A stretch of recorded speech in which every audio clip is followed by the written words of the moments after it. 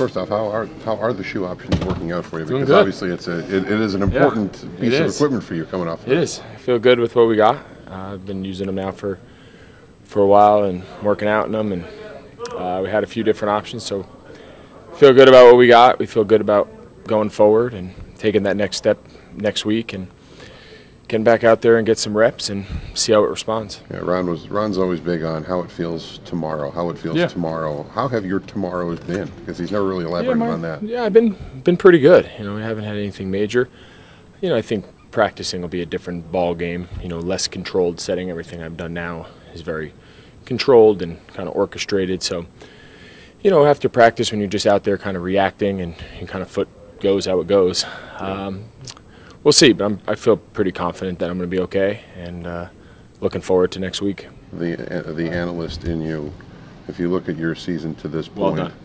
Well, if you look, I'm prepping you for Sunday. That was good. As you look ahead, as you look back from this point, the bye at week 6, the mini bye, I should say, with a Thursday game, and now the full bye.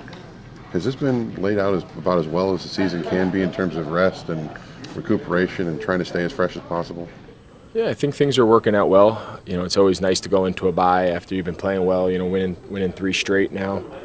I know for me personally, the bye came at a good time. If not, I'd be, already 3 days into practice getting ready for a game. So to bye another week has been good. So I think things are lining up for us right now, but, we still have to do something with it. So I think guys are excited to get away for a little bit and get a little break and then regroup here on Monday and start prepping to go up to the Jets. Ron said Monday will kind of be a big day for you, kind of test it or push it or what have you. Based on how you felt to this point, do you feel like you're tracking pretty well? I do. Everything up until this point, I feel really positive about. That practice kind of live setting will be, of course, the big next step. We haven't done anything against anyone else. We've just been kind of drill work and movement-based stuff out on the field. So that'll be a big step. I feel confident about it, but again, you never know how things respond once you do it. So Monday will be a big day. I got a couple more days left of this week of pretty good hard work outside, getting ready, trying to get back in shape a little bit here, cardio-wise. But yeah, I feel good. I feel like I'll be ready to go.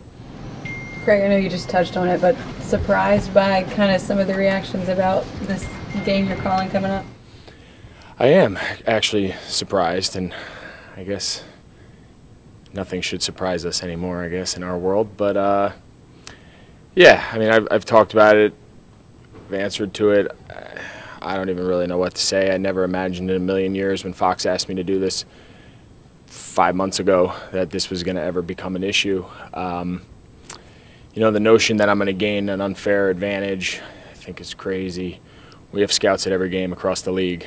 I'm going to have enough trouble on my hands handling broadcasting a game, let alone looking for little nuances on the sideline. So I don't know how much time I'll have for stealing of secrets. I never was intending or ever thought I would be in a production meeting. I never thought I would watch a practice.